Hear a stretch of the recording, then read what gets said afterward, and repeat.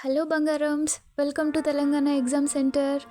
First ఇవాళ నేను Hindu news పేపర్లో ఒక టాపిక్ చూశాను which is about colour theory. అది చాలా ఇంట్రెస్టింగ్గా ఉంది. అయితే మనం రాత్రి ఆకాశంలో చూసినప్పుడు కొన్ని స్టార్స్ బ్లూ కలర్లో, కొన్ని స్టార్స్ వైట్ కలర్లో అండ్ కొన్ని రెడ్ కలర్లో ఉంటాయి కదా.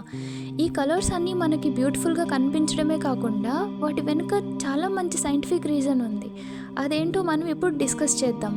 ఓకే, ఇప్పుడు మనం కలర్ థియరీ గురించి మాట్లాడుకుంటే ఫస్ట్ ఆ కలర్స్ అలా కనిపించడానికి రీజన్ ఏముందంటే సర్ఫేస్ టెంపరేచర్. సర్ఫేస్ టెంపరేచర్ అంటే ఏంటి? How hot the outer layer of A star is.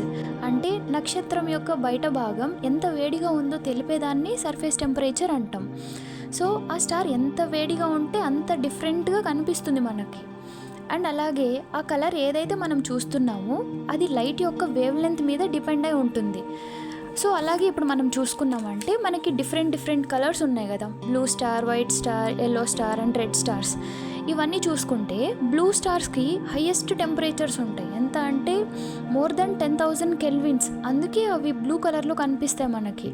అలాగే వైట్ స్టార్స్ చూసుకుంటే 7,500 కెల్విన్స్ నుంచి 10,000 కెల్విన్స్ వరకు ఉంటుంది వాటి యొక్క టెంపరేచర్. అలాగే ఎల్లో స్టార్స్ చూసుకుంటే 5,200 కెల్విన్స్ నుంచి 7,500 కెల్విన్స్ వరకు ఉంటుంది.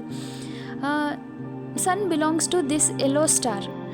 అండ్ అలాగే రెడ్ స్టార్స్ చూసుకుంటే less than 5,200 kelvins. These are the coolest stars అన్నమాట.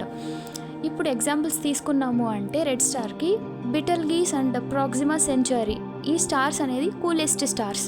అండ్ గ్రీన్ స్టార్స్ ఏదైతే ఉన్నాయో గ్రీన్ లైటే కాకుండా అదర్ కలర్స్ని కూడా రిలీజ్ చేస్తాయి.